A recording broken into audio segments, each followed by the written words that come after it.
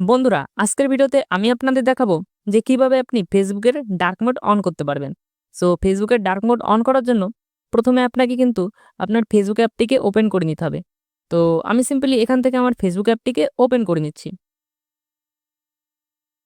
তো ফেসবুক অ্যাপটি ওপেন হওয়ার পর এখান থেকে আপনাকে সিম্পলি থ্রি লাইন অপশনটিতে ক্লিক করে দিতে হবে।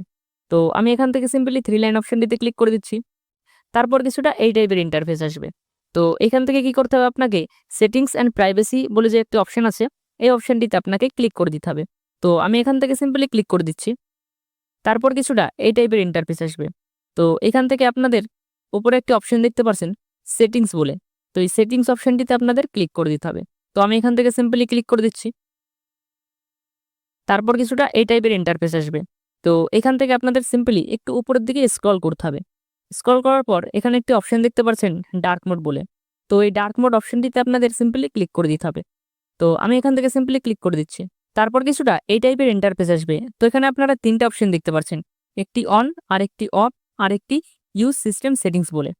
তো এখান থেকে আপনারা যখন অন অপশনটিতে ক্লিক করে দেবেন, তখন কিন্তু আপনাদের ফেসবুকের ডার্ক মোড কিন্তু পার্মানেন্টলি অন হয়ে যাবে।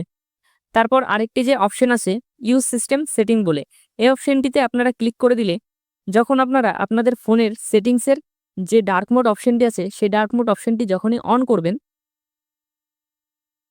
তো তখনই কিন্তু আপনার ফেসবুকের ডার্ক মোড অন হয়ে যাবে।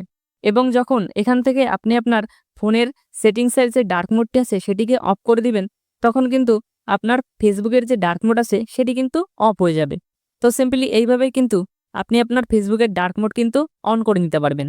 তো এই ভিডিওটি যদি আপনাদের একটু হেল্পফুল মনে হয় তাহলে একটি লাইক অবশ্যই করে দিবেন।